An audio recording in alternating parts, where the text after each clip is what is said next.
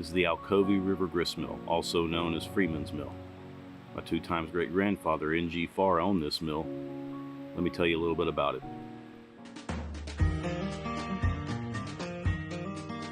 The Alcovy River Grist Mill, commonly known as Freeman's Mill, was built between 1868 and 1879.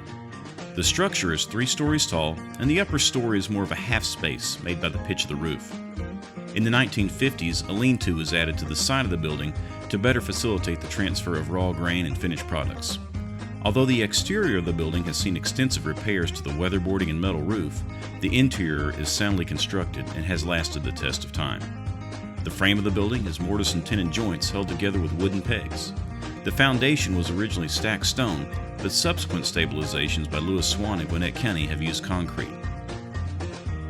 The mill was in operation until 1986, when the Turk family stopped operating the mill, leaving everything in place with the exception of the wheat stones, which were removed. The mill was originally built and owned by the Lovelace family and then purchased by the Freemans, which gave the mill its common name. There was also a Freeman's Mill in the Appalachia River just a few miles away, owned by a different part of the family, so the older mill came to be known as the Old Freeman's Mill, and the Alcovy River Mill took the name Freeman's Mill. In 1915, N.G. Farr, commonly known as Newt Farr, bought the mill. It was in addition to his growing real estate empire. In addition to Freeman's Mill, N.G. Farr also owned Tribble Mill, Hugh Lowe's Mill, and an electric mill in Decula. Most people said the electric mills ground their corn too fast and preferred to have it ground with water. In recalling a story told to me by my grandfather Otis Farr, he told me that Newt Farr was able to get the mill at a good price in 1915 because the rock dam that was built in 1910 leaked and would not maintain enough head pressure for consistent milling. N.G. Farr had the mill pond drained and then set his sons Other and Otis to work using bagged concrete to patch the water side of the dam. He then refilled the pond and the mill was back in full operation. When N.G. Farr died, Lewis Swan, a great-grandson, purchased the mill. Mr. Swan had the mill foundation raised and stabilized. Behind me is the mill wheel. It's set up to be a breast shot style wheel. This wheel was added to the mill, which was originally an overshot. You can see back here behind me, that's where the water came out, hit the breaststroke, and pushed it underneath and around, rather than an overshot mill which would go over the top. Originally, the dam was a wooden structure and the water wheel was an overshot type wheel. With the alterations to the dam and the foundation, the wheel was converted to a breastshot type wheel.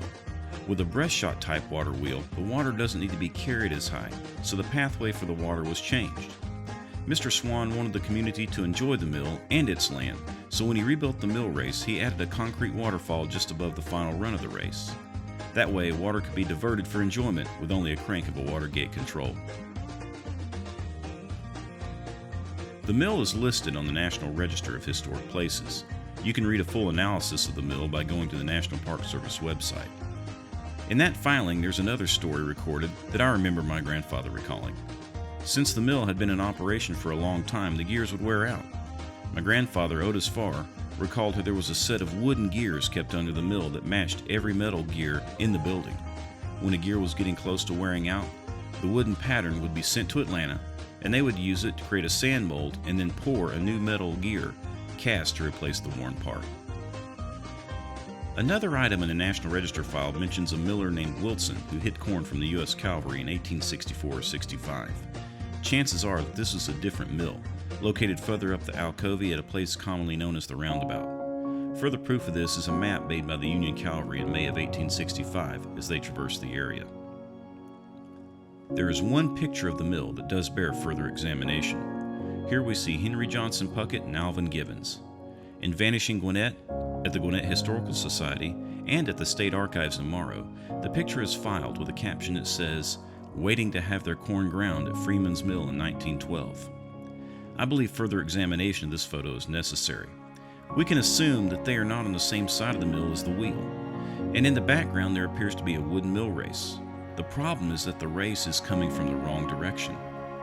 Thinking that perhaps the photo was a flip negative, I had the State Archives pull their copy and we zoomed to the side of the picture where there was some writing. The writing was an advertisement for shoes and was not reversed, so there was an accurate scan of the photograph. Next, I determined that both the men were living in the area with the census, although Mr. Puckett lived closer to the Hill family, which means he was closer to the old Freeman's Mill. Next, take a look at the windows and doors. They do not match the positioning and size of the windows and doors on the Alcovy River Mill. Given these circumstances, I think it is possible that this is a photo of old Freeman's Mill or possibly the Wilson Mill that was at the roundabout. Of course, you know what they say. It only takes one fact to ruin a good argument, so I know I could easily be wrong. Thanks for taking a few minutes to learn about the mill. Now I hope you know a little bit more about Gwinnett County's history. Let me know if you have any suggestions, corrections, or just want to share a family story. Until next time, I'm Eli Stansel.